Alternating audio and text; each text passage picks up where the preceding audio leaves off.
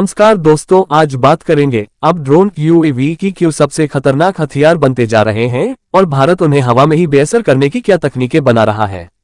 शुरू करते हैं सीधी बात से। ड्रोन अब सिर्फ रिमोट कंट्रोल खिलौना नहीं रहे। ये कम लागत में तेज, सटीक और घुसपैठ करने वाले प्लेटफॉर्म हैं जिनसे बिना ज्यादा मनुष्यों के जोखिम में डाले दुश्मन पर बड़ा असर किया जा सकता है। इसलिए ड्रोन अटैक रोकने की तकनीक विकसित करना अब तक किसी ऑप्शन नहीं बल्कि जरूरत बन चुका है। पिछले कुछ ऑपरेशनों ने यह दिखाया कि बड़े पैमाने पर ड्रोन हमले सीमाओं और संवेदनशील ठिकानों के लिए खतरा बन सकते हैं।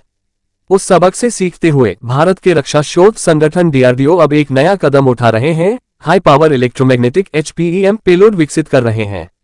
आइए इसे सरल भाषा में समझें। क्या करेगा एचपीईएम पेलोड? यह एक छोटा हल्का, लगभग 15 किलो से कम इलेक्ट्रोमैग्नेटिक एनेबल्ड डिवाइस होगा जिसे छोटे मध्यम ड्रोन प्लेटफॉर्म पर लगाया जा सकेगा। ये लक्ष्य केंद्रित विद्युत चुंबकीय बर्स्ट छोड़कर दुश्मन ड्रोन के नाजुक इलेक्ट्रॉनिक्स जैसे GPS receiver, communication link, control channel और इमेजिंग लिडार सेंसर को अस्थायी या स्थायी रूप से निष्क्रिय कर देगा। मतलब ड्रोन को सीधे तबाह करने की जरूरत नहीं, उसकी नसें काट दी जाएंगी ताकि वह अपना मिशन पूरा न कर सके। फायदे बेसिक, घातक धमाके या मलबा नहीं, साइड इफेक्ट कम, सीमा रस्तों, नौसैनिक बेस और हाई वैल्यू असेट्स के आसपास ड्रोन स्वॉर्म को डिसेबल करने में सहायक।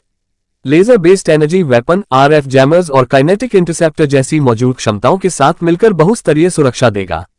चुनौतियां और परीक्षण, प्रभावी रेंज और टारगेट स्पेसिफिसिटी तय करना कठिन है ताकि non targeted system civil electronics पर न्यूनतम असर पड़े।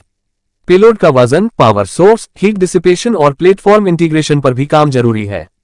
कानून, नियम और एथिकल पहलू, किसी इलाके में ईएमपी जेनरेट करना दूसरे नागरिक सेवाओं या चिकित्सा उपकरणों पर असर डाल सकता है, इसलिए सख्त टेस्टिंग और सॉप बनानी होगी।